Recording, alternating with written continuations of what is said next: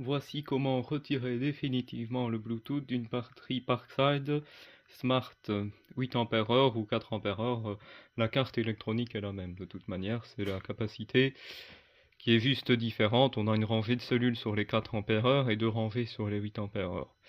Donc voilà, ça reste des batteries avec un excellent rapport prix-puissance, puisque bon, elles sont à peu près à 50 € en Belgique et en France 60-70 €. Voilà, ça reste très correct pour une batterie de cette capacité.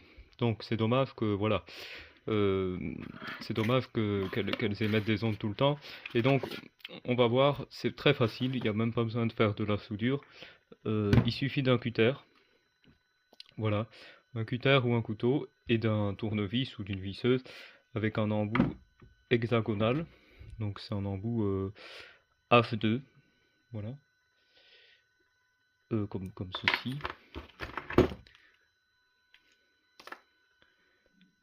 Voilà, c'est deux et demi. Voilà, deux et demi.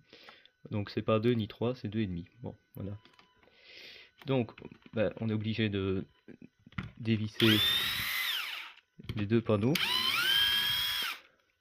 Donc sur les côtés, quoi. Donc là, il y a 4 vis, hein, là j'en ai enlevé déjà deux précédemment. Voilà, donc on enlève le pareil de l'autre côté.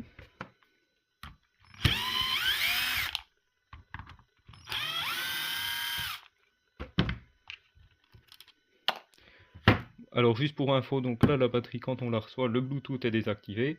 Mais dès qu'on va appuyer sur le bouton ou la mettre dans un appareil ou la recharger,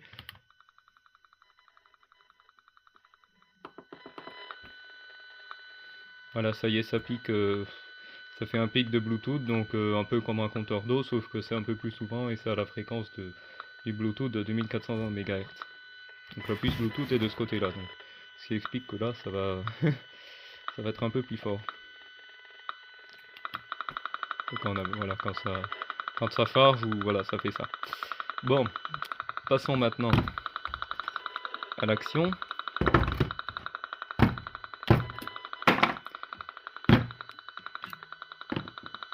Donc la carte Bluetooth, c'est ça. Et donc, elle est soudée, mais pas très fortement soudée, sur, euh, sur la carte principale. Alors voilà, bon là j'ai raté la vidéo, c'est-à-dire que je croyais que j'étais sur vidéo et en fait je n'étais pas. Donc là euh,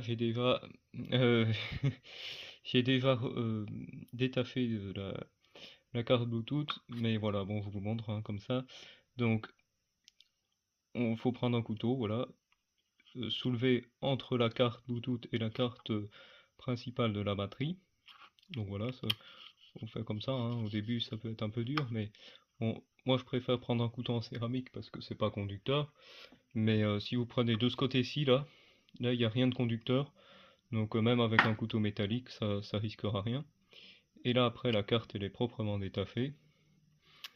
Donc voilà, sans endommager la batterie nullement.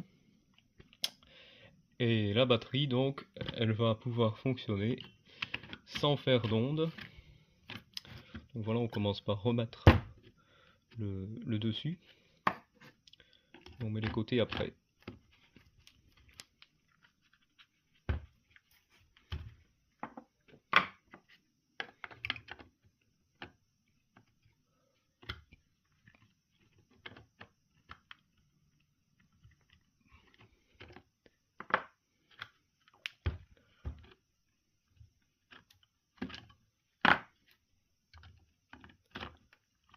C'était comme ça, voilà. Ça. Là, bon, on remettra les vis plus tard. Là, voilà, j'en ai fait une autre pareil. Donc maintenant, voyons le résultat.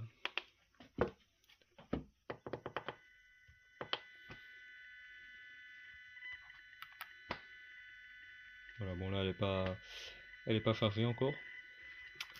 Donc on va la mettre chargée.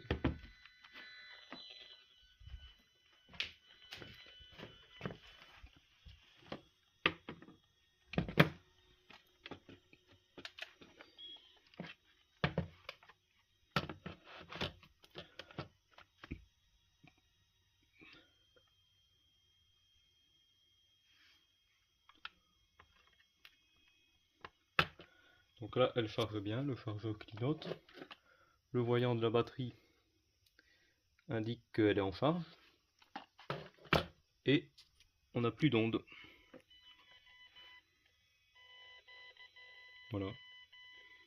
Autrement, on aurait près de la batterie, on aurait 1 volt à peu près. En permanence quand elle charge.